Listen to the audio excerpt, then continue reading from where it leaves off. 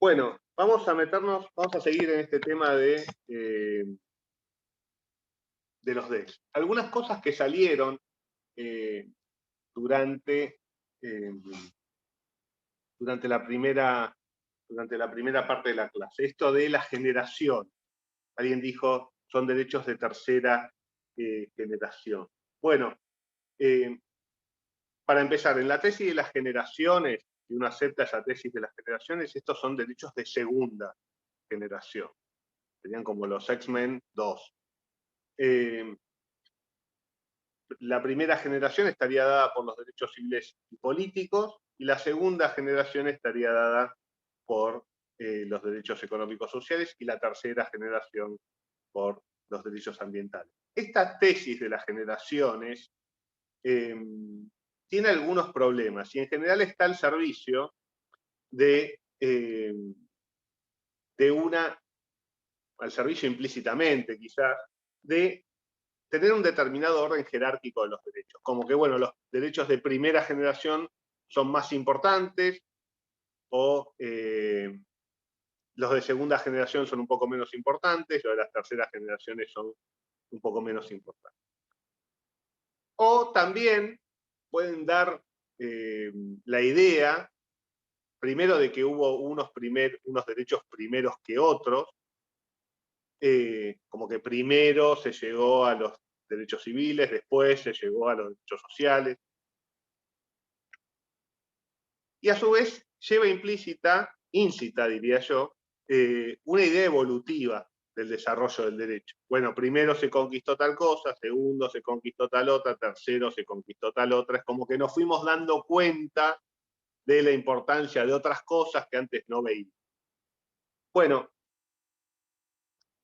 la tesis de las generaciones, que no está receptada normativamente, pero lo van a ver en textos, jurisprudencia, tiene un poder explicativo interesante en cuanto a, si quieren, recepción constitucional de determinados derechos en algunas sociedades. Efectivamente, los derechos económicos, sociales y culturales eclosionaron en el derecho occidental a finales del siglo XIX, principios del siglo XX. Las dos constituciones que abrieron el cauce, además de la Constitución francesa, ya vimos, de 1793, que abrieron la etapa de lo que se denominó constitucionalismo social, fueron la Constitución de México de 1917 y la Constitución soviética de 1918. Después tuvieron la Constitución de Weimar de 1919, que era la Constitución alemana de 1919, la Constitución española de 1931, y después, efectivamente, se generalizó en todo el mundo luego de la Segunda Guerra Mundial. Ahora, esto de las tesis de que primero vinieron unos y vinieron otros es falso históricamente. Si uno, los derechos económicos, sociales y culturales siempre estuvieron a la par en la lucha por su reconocimiento de los derechos civiles y políticos. De hecho, por eso, en el texto que tienen, además de Abramovich Curtis, y bueno, toda la literatura especializada en DEX, habla de la interrelación y la interdependencia entre derechos civiles y políticos y los derechos sociales y culturales. Por esto que vimos al principio, es imposible hablar de desarrollo del plan de vida si una persona no tiene cubiertas sus necesidades mínimas y básicas. Entonces, y esto es falso, ¿por qué? Porque, primero, ya vimos Constitución francesa de 1793, en el albor de las revoluciones modernas, pero si queremos irnos más allá, podemos ir al derecho medieval, podemos ir hasta la época de la Carta Magna Inglesa, posteriormente, en 1355, con los estatutos forestales, que regulaban el acceso a la madera por parte de los habitantes de los bosques. Y esto se dio a lo largo de toda Europa, lo tienen, de hecho, un desarrollo interesante y didáctico en el libro de Pisarello que tienen subido para la clase 1. Con lo cual, esto de que la tesis generacional en cuanto a que unos vinieron primeros que otros es históricamente falsa.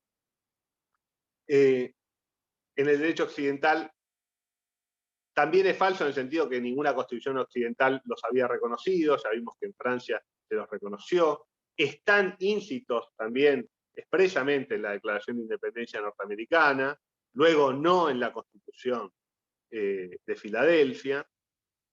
Pero efectivamente, si quieren, el ingreso al constitucionalismo occidental fue posterior con la robustez que tiene hoy los DES. Y a su vez esta tesis de las generaciones viene como adicionada a una segunda tesis más peligrosa, que es la tesis respecto de la no operatividad de los derechos económicos, sociales y culturales, ya que no son derechos en el mismo sentido que los derechos civiles, los derechos civiles y políticos, que se pueden exigir judicialmente su cumplimiento, sino que estos serían simplemente un programa de gobierno, una especie de expresión de deseo, de un norte a donde hay que llegar. Y esta diferencia en cuanto a la operatividad de estos derechos pretende pivotear sobre una supuesta diferencia o desigualdad estructural entre los derechos civiles y políticos y los derechos económicos, sociales y culturales. ¿Qué dice esta tesis? Bueno, los derechos civiles y políticos imponen obligaciones de abstenerse del Estado y los derechos económicos, sociales y culturales imponen obligaciones de actuar del Estado. Entonces, esta distinta naturaleza, esta distinta estructura de los derechos establece que unos sean operativos, o sea, que se puedan exigir judicialmente, y otros no. ¿Me siguen hasta acá? ¿Estoy claro hasta acá? No, a ver, ¿en qué no fui claro? Estoy medio perdida. ¿Sí? Que igual puede ser también porque no está el PowerPoint que daba como un orden. Pero supongo que después cuando lea el texto ya como que me va a hacer la idea. Bien. A ver, para los que se perdieron de vuelta. El tema de DES, ¿por qué es relevante el tema, o cuál es el principal desafío de los derechos económicos, sociales y culturales? Como habrán visto, era el derecho a la vivienda, derecho a la alimentación, derecho a la salud. Son derechos que, por lo menos en la Argentina, no son gozados por todos en iguales circunstancias. Hay millones de personas que no gozan de derecho a la vivienda, que no tienen derecho a la salud garantizado, de igual manera que otros. En la Argentina, gracias a la historia de lucha del pueblo argentino, tiene un sistema de salud pública y de educación pública que contiene y que da servicios a la población en general. Pero no así en casos de vivienda digna. Alimentación se trata de garantizar con programas sociales, pero digo, son derechos, el derecho al trabajo, hay millones de desocupados, millones de personas en negro, con problemas para de luego acceder a la seguridad social, a una jubilación. Entonces, son derechos que tienen un déficit de cumplimiento por parte de los estados occidentales, los cuales se encuentra la Argentina, muy pronunciado. Por eso irrumpen con tanta fuerza en boca de las mujeres, en boca de los trabajadores, en boca de los niños, en boca de los sectores estructuralmente desaventajados, que son los que, en definitiva, empujan estos derechos. ¿Por qué? Porque los grandes propietarios, los grandes titulares, los dueños de los países no necesitan que les reconozcan derechos económicos, sociales y culturales porque los tienen garantizados por su propia propiedad privada, por su propia riqueza. Entonces, los derechos económicos, sociales y culturales tienen enemigos que los derechos civiles y políticos no tienen, o tienen distintos enemigos. Los enemigos de los derechos económicos, sociales y culturales, enemigos en el sentido, entre comillas, digo, que a su vez son dificultades, están referidas a su exigibilidad. Tenemos en la Constitución el derecho a la vivienda digna, y ninguno de nosotros, ahora vamos a ver un fallo de la Corte Suprema de Justicia, Stephen Castro, sobre el derecho a la vivienda, y no es que uno puede ir a un juez y decirle, bueno, tengo derecho a una vivienda, deme una propiedad gratis. Que si uno tiene un derecho civil y político a no ser torturado, no no te exigen lo mismo que para comprar una casa, no te exigen plata para no ser torturado. Entonces, como los derechos económicos, sociales y culturales, también los derechos civiles y políticos pueden ser violados en masa, pero en general en las democracias occidentales, los derechos civiles y políticos gozan de un cierto respeto estructural, en la Argentina no hay hoy secuestros por parte de agentes estatales masivos, no hay encarcelamiento de personas por opinar distinto, en principio, a grandes rasgos, pero sí hay un incumplimiento manifiesto de los derechos económicos, sociales y culturales. Estas dificultades respecto a su reconocimiento han dado lugar a algunas explicaciones que a su vez son usadas muchas veces por los enemigos de los derechos sociales y culturales, económicos y culturales, para obstaculizar su vigencia efectiva. A veces se puede utilizar la tesis de las generaciones a esos efectos, como para bajarle el precio a las generaciones que vinieron después. ¿Me siguen hasta acá?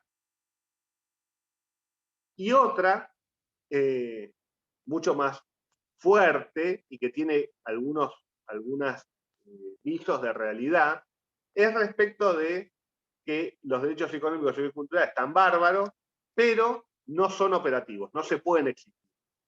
No tenés un derecho a ir ante un juez o ante un funcionario, ante el Estado y decir, quiero una casa, quiero que me den alimentos, quiero que me den salud, dicen algunos. No, no son derechos en ese sentido, son simplemente expresiones de deseo, y esto se traduce en un concepto que es que los DES son programáticos en contraposición con los derechos operativos. ¿Está bien? Entonces lo que se sostiene es que los derechos sociales, económicos, sociales y culturales no son operativos. ¿Y cómo se funda esta idea de que hay algunos derechos que sí hay que cumplirlos y otros que no? Se pretende fundar en que los derechos económicos, sociales y culturales son distintos que los civiles y políticos. ¿Y en qué serían distintos?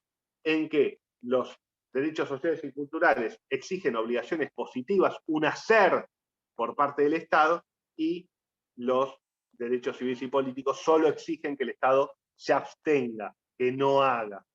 ¿Me siguen hasta acá?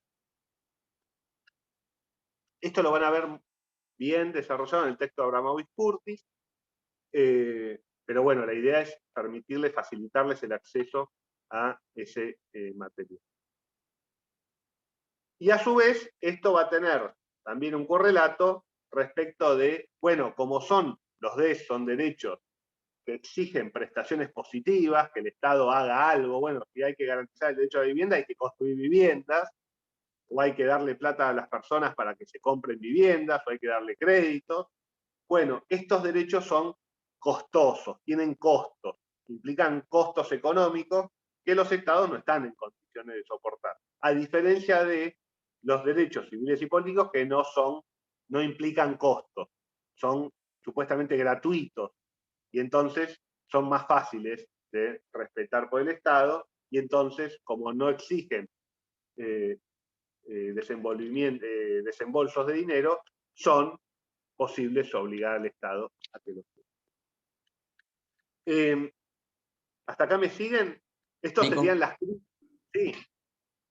hablando de ese punto en particular, es un re tema, no es una cosa que hay que pasar por alto, porque lo escuchamos muy fuertemente en, no sé, las últimas campañas. Hay un candidato que le preguntan, ¿usted está de acuerdo con la despenalización del consumo de estupefacientes? Y dice algo así como, bueno, si la gente se quiere suicidar a cuentagotas, yo no tengo ningún problema. Lo que sí tengo problema, dice, es que a mí me roben de mi plata, de mi patrimonio, para solventar las adicciones de los demás. Entonces, ahí lo que está diciendo ese candidato es, yo tengo un problema con que esto es costoso. ¿Y de dónde sale la plata para financiar eso? De mi propiedad, de mis impuestos y la de todos ustedes. lo habrán escuchado, me imagino, algún candidato diciendo alguna cosa así. Entonces, el problema de que sean costosos los desk, o ese tema, no es un problema, es relevante para entender por qué, para entender los debates que se generan a partir de los desk en contraposición a los derechos civiles y políticos. Algo similar también con cualquier derecho que tenga una primacía prestacional, como son el derecho a la salud, por ejemplo, aparece el problema de la supuesta distinción entre desk y derechos civiles y políticos. Algunos son exigibles, otros no son exigibles, otros son programáticos, otros son operativos, otros son costosos, otros son gratuitos, otros requieren de prestaciones y otros requieren de omisiones. Así que evidentemente eso es algo que está dentro del debate público. Yo me acuerdo que hace 10 años, o hace 5 años, o hace 7 años, yo decía, ¿por qué estamos dando esto? Si acá no aparecen estos discursos. Bueno, ahora sí están apareciendo los discursos de la supuesta diferenciación entre desk y derechos civiles y políticos. Y volviendo a lo que dijo Nico en el primer minuto de la clase, esas personas dicen, no, pero esto de los desk, más que promover la autonomía, o necesarios para la autonomía, o condiciones para ser agentes autónomos, son justamente la negación de la autonomía. ¿Por qué? Porque me están robando mi plata, que yo puedo utilizar para mi propio plan de vida, para solventar personas para prestaciones para terceros. Así que parece que hay ciertos desacuerdos sobre ese tema, pero que es muy importante que vayan al texto de Christian Curtis, que vayan al texto de Sunstein y Holmes para ver, bueno, qué es lo que está pasando ahí. No sé qué opinan ustedes.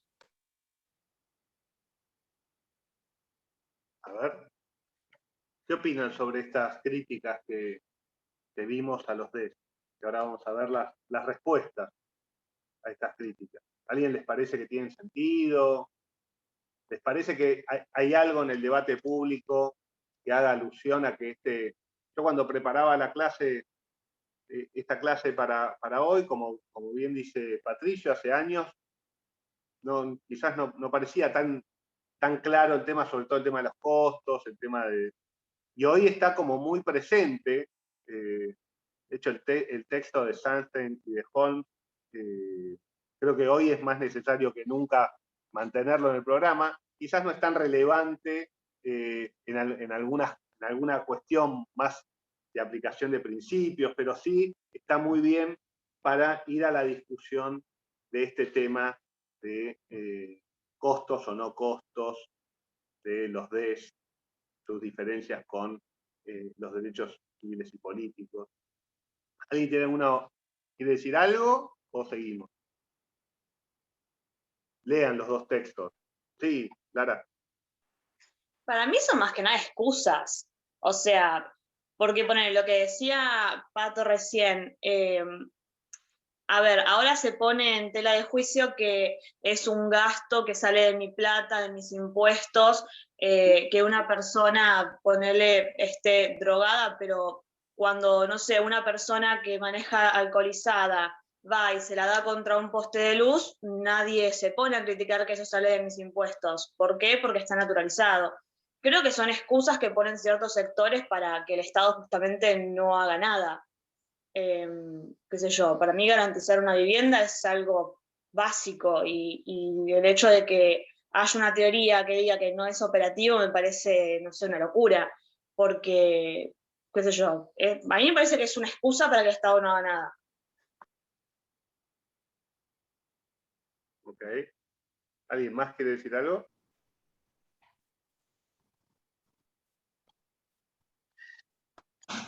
Sí, yo, profe. Sí. Con esto que decía Lara, que yo estoy de acuerdo, por ejemplo, es una excusa, pero también es la mirada de ciertos sectores, obviamente es, no sé, a los que vamos a la universidad pública, a los que eligen fumar marihuana u otras cosas, es como, no, la plata de mis impuestos. Pero después, no sé, la plata de mis impuestos para mantener otros sectores no les molesta. La plata de los impuestos de todos, porque todos sostenemos todo, básicamente. Les molesta cuando los pobres queremos acceder a salud pública, a educación pública, y quieren privatizar, por ejemplo, la universidad, ciertos candidatos a presidente, diría.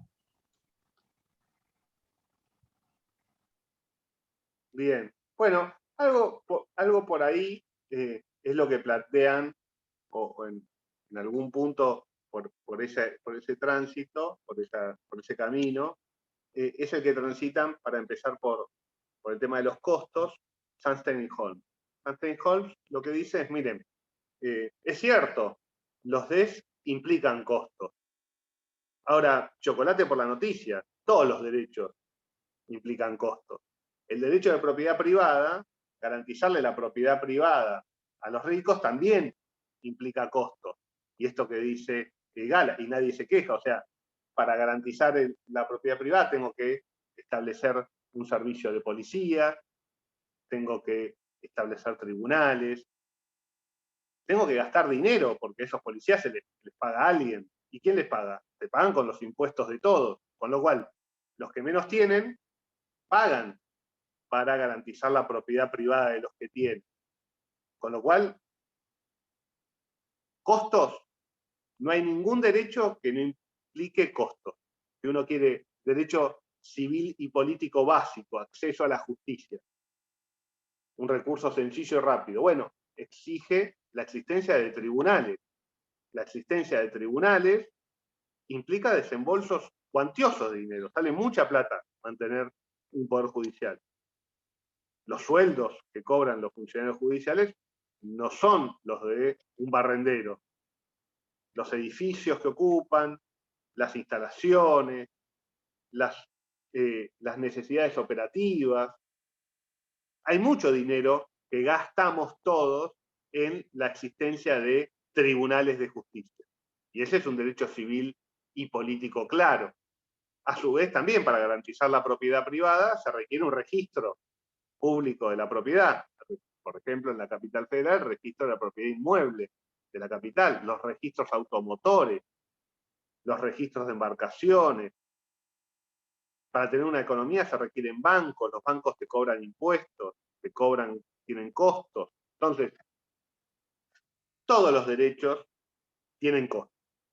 Es falso que algunos impliquen costos y otros no los impliquen. Lo que pasa es que tenemos naturalizado que algunos derechos ya están dados, por ejemplo, el acceso a la justicia, y otros derechos, como están siendo incumplidos sistemáticamente, exigen un quehacer estatal más profuso y efectivamente implican la realización de gastos que no se están haciendo. Se está gastando plata en otra cosa. Entonces, el mismo establecimiento del gobierno implica dinero. Entonces, lo que viene a decirnos Holmes y Sunstein en esta obra que tienen ustedes traducida de El costo de los derechos, que es una obra, además, es muy clara, es muy fácil su lectura, y es muy profunda, y ilumina cosas que nos interesan iluminar y que son importantes para el curso y para que ustedes también desarrollen una mentalidad crítica, más allá de si están de acuerdo o no con Sunstein, no importa eso. Miren, si el problema es que cuestan dinero, todo cuesta dinero. Con lo cual, no puede ser esa la razón para que unos se cumplan y otros no se cumplan. Tiene que haber otra razón, nos van a decir Sunstein y Holmes. Bien, ¿cuál es la otra cara del tema de los costos? Esto de las obligaciones positivas y negativas. El punto de las obligaciones positivas y negativas lo tienen tratado más en profundidad en el texto de Abramovich-Curtis. Abramovich-Curtis son dos personas distintas. ¿Qué nos viene a decir Abramovich y Curtis? Miren, también, chocolate por la noticia, hay obligaciones, todos los derechos tienen obligaciones negativas y positivas del Estado. el derecho a garantizar la propiedad privada tiene una obligación negativa de no interferir, de no confiscar la propiedad de los particulares, y tiene una obligación positiva de custodiar de que terceros no la obstaculicen o no te priven de tu propiedad. Con lo cual, todos los derechos tienen fases negativas y positivas. El derecho a la salud, por ejemplo, tiene una faz positiva, tengo que tener hospitales, tengo que proveer un servicio de salud, pero también tiene una faz negativa. No tengo que enfermar a la población, no tengo que darle alimentos que le causen enfermedades. Con lo cual, por ejemplo, una acción de cumplimiento de derechos económicos, sociales y culturales básica, que no implica ningún costo, es una ley de equitado claro. Que las personas sepan lo que están comiendo. Y eso no implica un desembolso de dinero para el Estado. Con lo cual, obligaciones positivas y negativas de abstención y de hacer tienen todos los derechos. Sí es cierto que en los DES, como son incumplidos sistemáticamente en los países, por lo menos en los países occidentales, creo que en todos, pero porque, bueno, ahí vendría una discusión más profunda respecto del sistema económico, de las prioridades políticas, de la forma de distribución de recursos. Nino se mete con eso, nosotros sacamos el texto de Nino, creo que lo tienen subido al Drive, lo pueden pispear. Todo el régimen de propiedad, por eso también vimos el tema, mencionamos aunque sea en la Constitución del 49, cómo es la distribución de la propiedad, el rol que tiene la propiedad, que es un rol muy importante en la vigencia de la autonomía personal y de la libertad general. Bueno, la idea es que todos tengan propiedad, porque si no es la propiedad privada de un grupito minúsculo y la pobreza y la no propiedad privada de las grandes mayorías. Entonces, el desafío es cómo generalizar la propiedad. Entonces, eso implica restringir, hasta el propio Nino lo trata en su texto de DES, restringir y tomar medidas para que esa propiedad concentrada no se transforme en un enemigo de la autonomía y de la libertad. Pero bueno, volviendo al tema de las obligaciones positivas y negativas, todos los derechos tienen obligaciones positivas y negativas. Los DES, es cierto, como se parte de una situación de incumplimiento muy fuerte, tienen más acciones positivas. Pero yo lo llevo a una situación muy concreta de la historia argentina. El retorno a la democracia en 1983. Los derechos civiles y políticos, además de todos los derechos, fueron vulnerados en forma masiva por la última dictadura militar genocida, pero los derechos civiles y políticos son una de sus fases principales: derecho a la vida, derecho a la libertad personal, a la identidad. Bueno, el Estado tuvo que cumplir muchas acciones positivas para restablecer la vigencia de esos derechos. No fue simplemente absteniéndose de que se logró algún tipo de goce relativamente aceptable de esos derechos. Hubo que invertir muchísimo dinero en juzgamientos de los responsables, en educación, en reforma de los sistemas de seguridad, militares, penitenciarios, en donde hay, obviamente, muchísimos déficits, muchísimo por hacer. Pero a lo que voy, a la supuesta diferencia estructural entre los DES y los civiles y políticos, se le puede contestar: miren, no hay tales diferencias estructurales, todos los derechos tienen obligaciones negativas y positivas, y todos los derechos tienen costo. El derecho que no tiene dinero atrás para hacerlo cumplir es un derecho incumplido, y eso es lo que pasa con muchos DES. No hay plata atrás para hacerlos cumplir, la plata está en otro lado. Y entonces lo tienen ahí en el texto de Abramovich y de Curtis. Abramovich, que soy un procurador adjunto de la Procuración General de la Nación. Hay tres, él habla de cuatro, siguiendo un autor, Hoff, pero luego se pueden resumir en tres, que son las que reconoce el PIDES, que son las obligaciones que imponen los DES. y son tres: respeto, protección y satisfacción, que vienen a traducir esto de las obligaciones positivas y negativas. ¿Qué implica respeto? Que el Estado no debe interferir, obstaculizar o impedir el acceso a los DES. O sea, ahí estarían la faz negativa de los DES. El Estado no tiene que empeorar, no tiene que contaminar los ríos, no tiene que dar alimentos en mal estado, no tiene que terminar con un programa de asistencia social. De protección, el Estado tiene que impedir que terceros particulares interfieran, obstaculicen o impidan la satisfacción de los derechos. Entonces, si hay una empresa privada que, por ejemplo, despide a una trabajadora porque quedó embarazada, y eso es lo que se llama un despido discriminatorio, bueno, el Estado tiene que estar ahí para hacer cesar el acto e impedir que se afecte el derecho al trabajo de esa persona.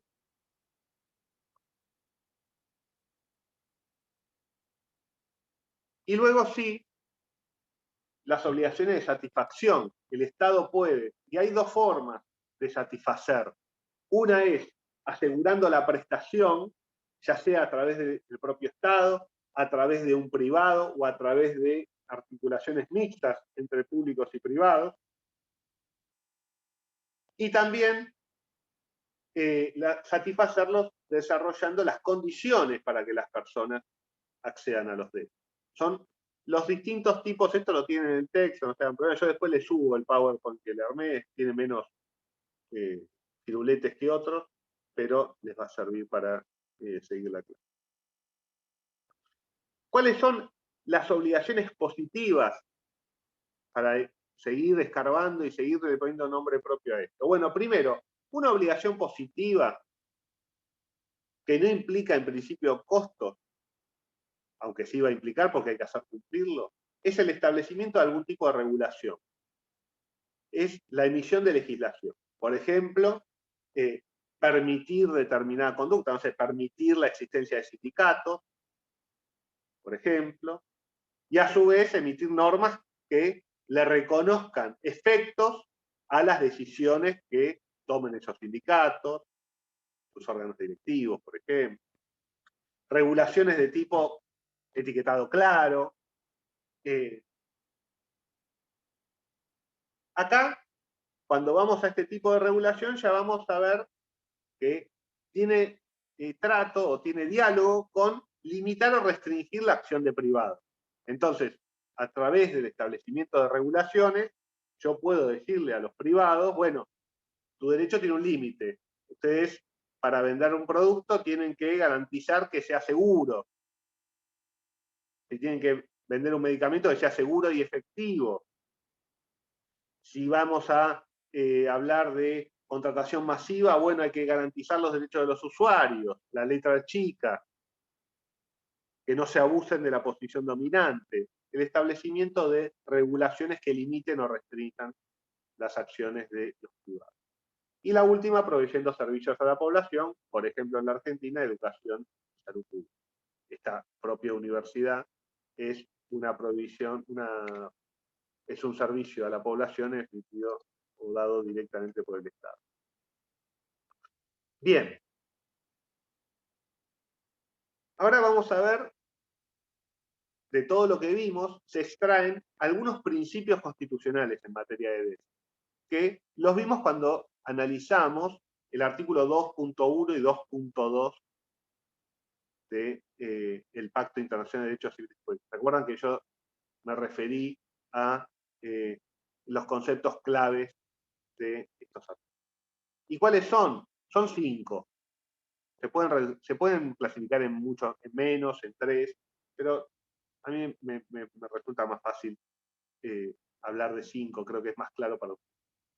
El primero, la obligación de adoptar medidas inmediatas. Hay algunas medidas que son inmediatas para tomar. La palabra inmediatas es clave. 2, la prohibición de discriminación. Si voy muy rápido, ¿alguien necesita que vuelva con algo? ¿Vamos bien? ¿Vamos bien? ¿Se escucha bien? 3, la obligación de garantizar un nivel esencial de respeto de los derechos. Este nivel esencial, un nivel mínimo de cumplimiento de los derechos. Un piso. Hay un piso de cumplimiento de los derechos. Luego está la obligación de progresividad, en cuarto lugar, y de la obligación de progresividad se extrae el quinto principio constitucional que vamos a ver hoy, que es la prohibición de regresividad. Ahora vamos a ver uno por uno, pero hasta acá vamos bien. No los veo a todos con el celular, así que si hay alguien que me hace así con la cabeza, no lo veo, así que dígalo, ¿está bien? Profe, ¿puede repetir de nuevo los principios, por favor? ¿Cómo no? La obligación de adoptar medidas inmediatas. Hay algunas medidas que son inmediatas, otras van a ser progresivas. Vamos a ver cuáles son inmediatas.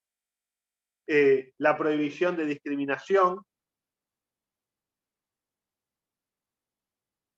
La obligación de garantizar un piso de derechos, el contenido esencial, ¿se acuerdan que lo vimos en debido proceso también? La obligación de progresividad, el principio de progresividad, y la prohibición de regresividad. O sea, los derechos se tienen que ir satisfaciendo en forma progresiva, eso es el principio de progresividad, y el principio de regresividad, o sea, la prohibición de regresividad es, no puedo volver atrás, solo puedo avanzar. Sí, Patricio. Sí, y también está el principio de utilizar, que el Estado utilice el máximo de los recursos disponibles. Eso también va a ser muy importante a la hora de litigar, justamente. No se sorprendan que haya algo de eso también en el parcial. ¿Qué significa?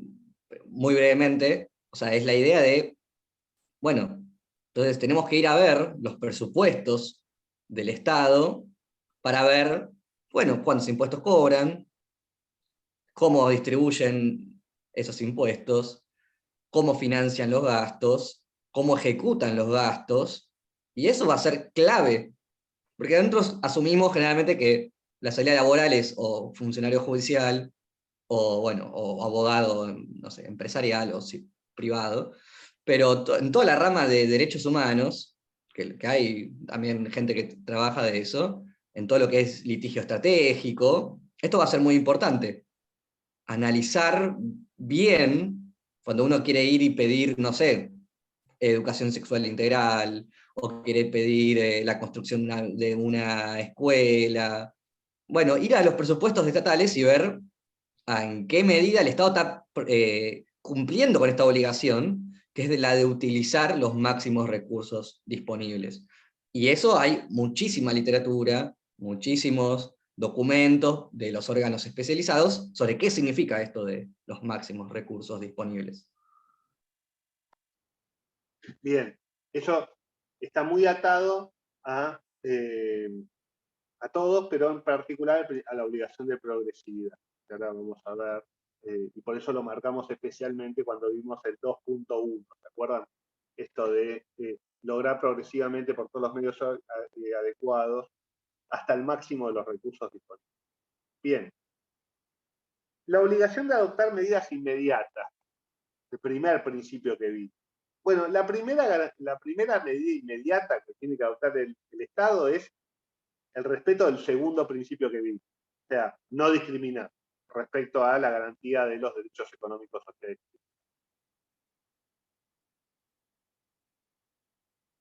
La segunda medida que tiene que cumplir el Estado, ¿qué estamos hablando ahora? Si no cumple estas obligaciones, el Estado incurre en responsabilidad, en un incumplimiento, ¿está bien? Que ya sea, pueda ser discutido judicialmente a nivel interno, o también puede ser denunciado el Estado a nivel internacional.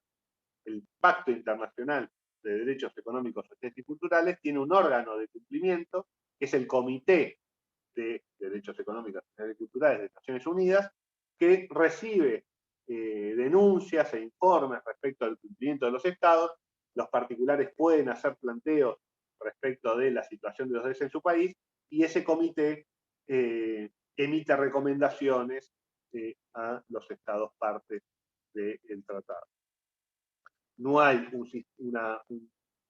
un órgano como la Corte Interamericana, pero tengan en cuenta que la Argentina, al ser parte del sistema interamericano, y el sistema interamericano aplicar la normativa de Naciones Unidas, tanto el Pacto Internacional de Derechos Civiles y Políticos como el PIDES, aplica la Corte Interamericana al PIDES, con lo cual esas recomendaciones y observaciones del Comité de Naciones Unidas, luego se traducen en jurisprudencia de la Corte Interamericana, condenando a países a hacer lo que tienen que hacer respecto de esto. ¿Me siguen hasta acá o fui muy rápido? ¿Cuál es la segunda obligación? Es elaborar un plan de acción. O sea, ¿por qué? El desarrollo de los DEX, el cumplimiento de los DEX es progresivo. Bueno, sí, pero es un camino que tenés que empezar a caminar. Entonces, la primera obligación inmediata es que tengas un plan, que tengas un camino, te diseñes un camino para cumplir progresivamente. Si no hay un plan, ya no te podés agarrar de la progresividad. Vos tenés que tener un plan. Y ese plan tiene que ser, tiene que estar integrado, y el Estado tiene que dar pasos concretos, deliberados y orientados a cumplir los derechos. O sea, el plan tiene que, el principio de progresividad se tiene que cumplir en forma deliberada, o sea, con un plan, a través de medidas concretas que estén orientadas al cumplimiento efectivo y total de los derechos. La carga para demostrar que esto se está haciendo es del Estado, no es del particular que denuncia la violación de un derecho económico, social y cultural. Esto no emana textualmente del Pacto Internacional de Derechos Económicos, Sociales y Culturales, sino que emana de un principio, de una declaración, el principio octavo de la Declaración de Maastricht, que es utilizada por el Comité de DES de Naciones Unidas para interpretar el PIDES. ¿Fue claro o fue trabalengua? Lo importante, tiene que no discriminar, tiene que tener un plan, ese plan tiene que comprender acciones concretas, deliberadas y orientadas a cumplir los derechos económicos, sociales y culturales, y el que tiene la carga de demostrar que está haciendo todo eso, en caso de que alguien diga yo no tengo mi derecho económico, social y cultural respetado, es el Estado. Ahora vamos a ver, esto es propio de qué era propio esto de la inversión de la carga de la prueba que vimos.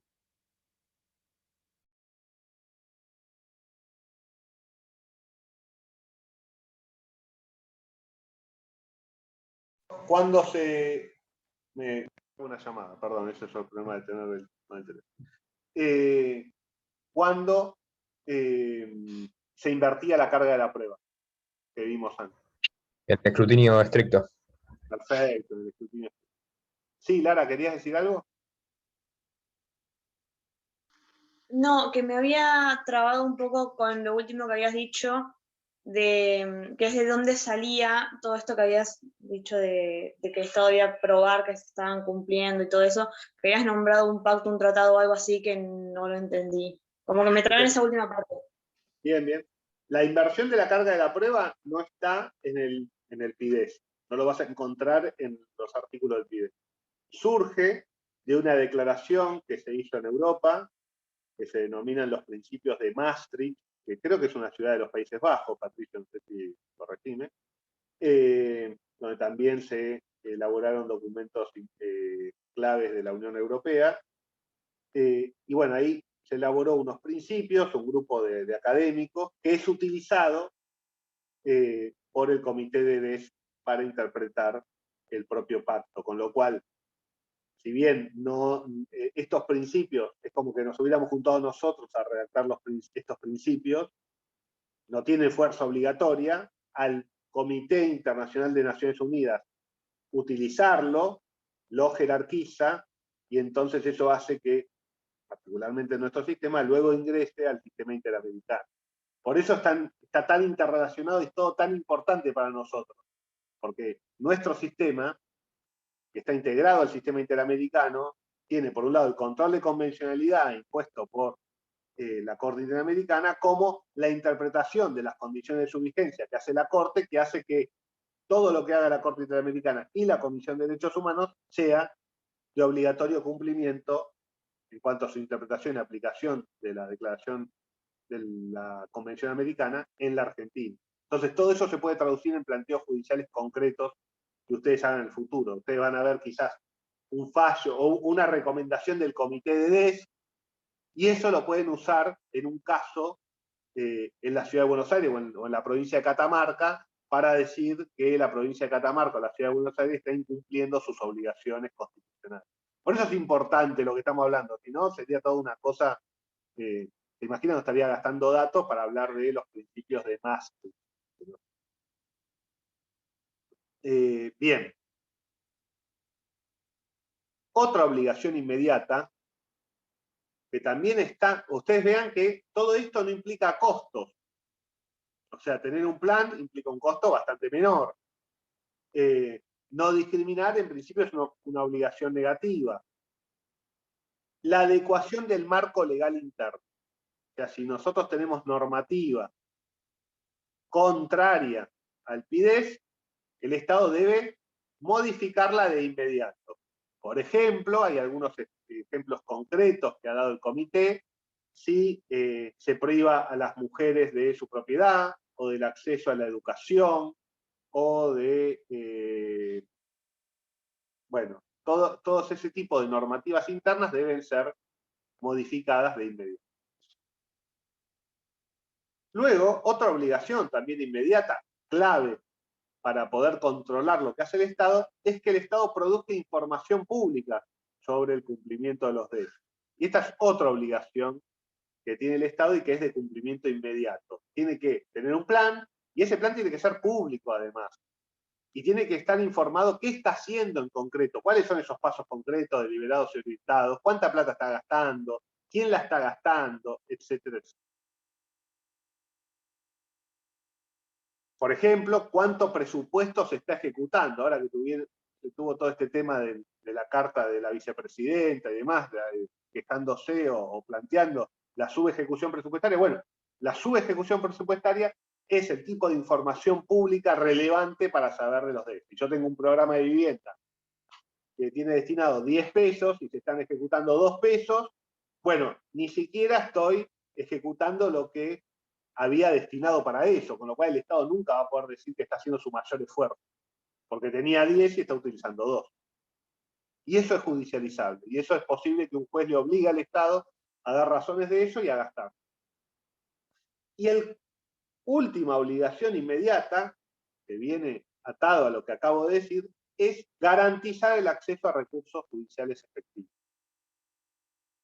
Eso, como los países tienen sistemas judiciales ya establecidos y no implican un costo extra, esos tribunales tienen que ser accesibles para las personas para que denuncien y tramiten y luchen judicialmente por la vigencia efectiva y el respeto de estos derechos, que son derechos, no son privilegios, ni son dádivas, ni promesas al aire que hayan hecho los constituyentes. Nico. Sí. Lo que está diciendo ahí, Nico, es algo muy importante, que es un poco lo que intentan hacer Curtis y Abramovich, que es mostrar que la crítica esta de que, bueno, los derechos sociales necesitan solamente de prestaciones o de medidas costosas, únicamente es falso. Y que hay muchísimas violaciones a los DESC que no provienen de la falta de este tipo de políticas costosas, sino que muchas vienen de políticas no gratuitas, porque no hay políticas gratuitas, pero de bajo costo. Yo seguí un caso que creo que puede graficar esto, y particularmente un par de las cosas que dijo Nico recién. En el 90 y pico, diría 90 y finales de los 90, yo dije 98, en Formosa, básicamente había un reclamo por unas tierras por parte de las comunidades originarias, Qom. ¿Y qué pasó? Había un reclamo y decían que unas tierras les pertenecían y había un conflicto étnico. ¿Y qué pasó? La policía fue y por la noche fue y destruyó un asentamiento o una comunidad Qom. La policía, con el aval estatal, fue y torturó gente, destruyó viviendas, profanó los símbolos culturales de esa comunidad, y metió en cana y violó a un par de personas. Es un hecho trágico, horrible, donde se mezclan también derechos civiles y políticos, pero también derechos económicos, sociales y culturales. ¿Y qué pasó? Entonces, los Qom consiguen una abogada y van presentan una denuncia judicial de esta violación a los derechos. ¿Y qué pasa en Formosa? Bueno, le dan la investigación de esa represión brutal al fiscal que había ordenado y que había presenciado justamente toda esta accionar policial. Ahí claramente hay una violación a un recurso judicial efectivo.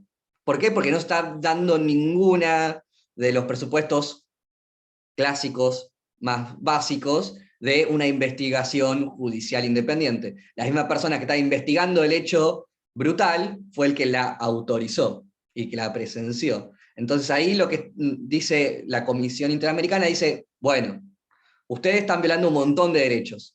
Primero, el deber de abstenerse de no violar el derecho a la propiedad de los Qom, que tenían una casa ahí, y ustedes fueron y se la quemaron. Bueno, eso no requiere ningún recurso, ninguna política mega compleja. Simplemente no vayan y quemen las casas. Y otro derecho, otra obligación, mejor dicho, de garantizar un recurso judicial efectivo ante una violación de los derechos. Entonces, fue la policía, quemó, profanó, violó, torturó.